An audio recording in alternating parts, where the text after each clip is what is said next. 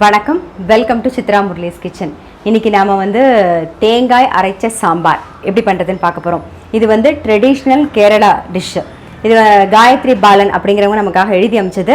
இது வந்து அவங்க அம்மா, அவங்க பாட்டி எல்லோரும் ரொம்ப பண்ணுவாங்களாம். அதுவும் இல்லாமல் இதில் மாங்காய் போட்டு பண்ணுவாங்களாம். மாங்காய் மட்டும் போட்டு பண்ணும்போது வந்து வீட்டில் அதை சாப்பிட்றதுக்கு சண்டே நடக்குமா, அந்த அளவுக்கு டேஸ்ட்டாக இருக்கும்னு சொன்னாங்க. ஸோ நம்ம வந்து எப்படி பண்ணுறதுங்கிறத பார்க்கலாம். முதல்ல வந்து நான் வந்து அடுப்பில் வந்து ஒரு பாத்திரம் வச்சுருக்கேன். அடிகனமான பாத்திரம் ஒன்று எடுத்து வச்சுருக்கேன். இதில் வந்து தேங்காய் எண்ணெயில் பண்ணால் தான் டேஸ்ட்டுன்னு சொன்னாங்க. அப்படி உங்களுக்கு பிடிக்கலன்னா நார்மல் ஆயில் யூஸ் பண்ணிக்கலாம். இப்போ நான் வந்து தேங்காய் எண்ணெய் விடுறேன். இப்போ தேங்காய் எண்ணெய் விட்டுருக்கு, அது காயட்டும். நீங்கள் வந்து இந்த செக்க எண்ணெய் வந்து எங்கே வாங்கினேன்னு நிறைய பேர் கேட்டிருந்தீங்க. இந்த எண்ணெய் வந்து எங்கே வாங்கினேன்னு சொல்லி கேட்டிருந்தீங்க, அட்ரஸ் கேட்டிருந்தீங்க. நான் வந்து அவங்களோட ஃபோன் நம்பர் தரேன், நீங்கள் வந்து காண்டாக்ட் பண்ணிக்கோங்க. ஒருத்தர் பேர் வந்து ஹரி, இன்னொருத்தர் பேர் வந்து சண்முகராஜா. 2 பேர் நம்பரையுமே தரேன், நீங்கள் யார் வேணாலும் காண்டாக்ட் பண்ணிக்கலாம். 9677227688 9677227688. இன்னொரு நம்பர் 8072559283. நான் வந்து இதை வந்து டிஸ்கிரிப்ஷன் பாக்ஸில் வந்து உங்களுக்கு இந்த நம்பரையும் கொடுத்துட்றேன். பாருங்க, எண்ணெய் காஞ்சிடுத்து.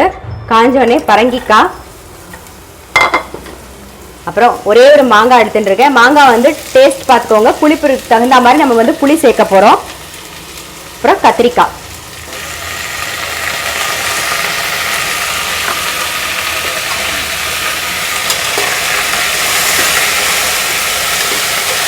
பாருங்க. எண்ணெயில் கொஞ்சம் பரட்டினதுக்கு அப்புறமா கொஞ்சமாக தண்ணி விட்டுக்கோங்க. விட்டுட்டு காயை வந்து மூடி வச்சுருங்க, நல்லா வேகட்டும். பாருங்க, இந்த பக்கம் வந்து என்னென்னலாம் வறுத்துக்கலாமோ அதை சொல்லிடுறேன். ஒரு ட்ராப் எண்ணெய் விட்டுருக்கேன்.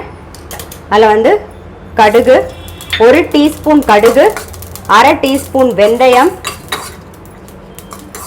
காரத்துக்கு தகுந்த மாதிரி வரமிளகா. நான் ஒரு 6 வரமிளகா யூஸ் பண்ணியிருக்கேன். பாருங்க, கருவேப்பிலை. இது வந்து இந்த 2 கொத்து கருவேப்பிலை வந்து நான் யூஸ் பண்ணியிருக்கேன். அதையும் இதிலேயே ஒரு வறுத்துக்கலாம் நாம. பாருங்க, வறுத்துட்டோம். வந்து 1/4 மூடி தேங்காய் வந்து துருவி வச்சுட்டு இருக்கேன் நான். இப்போ அதோட இதை சேர்த்துடலாம். கொஞ்சம் ஆறுனதுக்கப்புறம் நம்ம வந்து அரைச்சி எடுத்துக்கலாம். பாருங்கள், காய் வந்து 3/4 பதம் வெந்தெடுத்து. இப்போ வந்து மஞ்சள் பொடி, அப்புறம் இதுக்கு தேவையான உப்பு, அப்புறம் புளி. நம்ம ஏற்கனவே மாங்காய் போட்டிருக்கோம், அதை சாப்பிட்டு பாருங்கள். கொஞ்சம் புளிப்பாக இருந்ததுன்னா புளியை வந்து கம்மி பண்ணிக்கலாம். இங்கே பாருங்கள், இந்த சைஸ் ஒரு சின்ன நெல்லிக்காய் சைஸில் புளி வந்து நான் கரைச்சி வச்சுட்டுருக்கேன். ஸோ அதையும் விட்டுடுறேன். நல்லா கொதிக்கட்டும். இந்த புளியோட பச்சை வாசனை போகிற வரைக்கும் கொதிக்கட்டும்.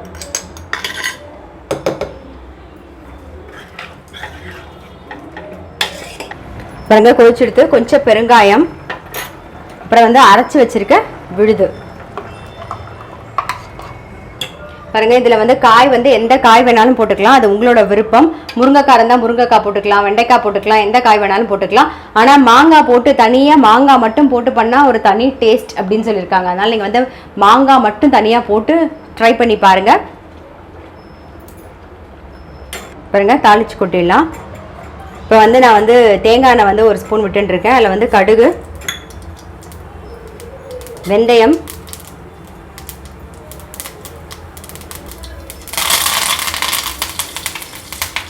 கருவேப்பிலை எல்லாம் தாளித்து கொட்டிட்டு அடுப்பை வந்து ஆஃப் பண்ணிடலாம்.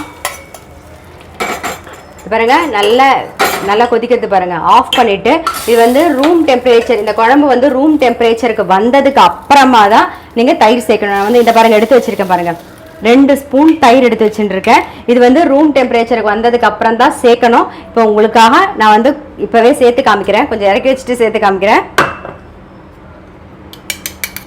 நீங்கள் கலக்கும்போது ரூம் டெம்பரேச்சர் வந்ததுக்கப்புறம் தயிரை மிக்ஸ் பண்ணிக்கோங்க.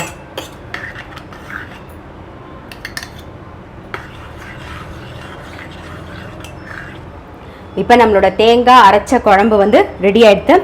காயத்ரி பாலன் நீங்கள் சொன்ன மாதிரி அப்படியே பண்ணியிருக்கேன். ரொம்ப நல்லா டேஸ்ட்டாக வந்திருக்கு. வியூவர்ஸ் எல்லாருமே கண்டிப்பாக உங்கள் வீட்டில் ட்ரை பண்ணி பாருங்கள். அப்புறம் நீங்கள் வந்து செக் எண்ணெயோட நம்பர் கேட்டிங்களே, அதை நான் வந்து டிஸ்கிரிப்ஷன் பாக்ஸில் அதையும் கொடுக்குறேன். நான் உங்களை அடுத்த ரெசிபியில் சந்திக்கிறேன்.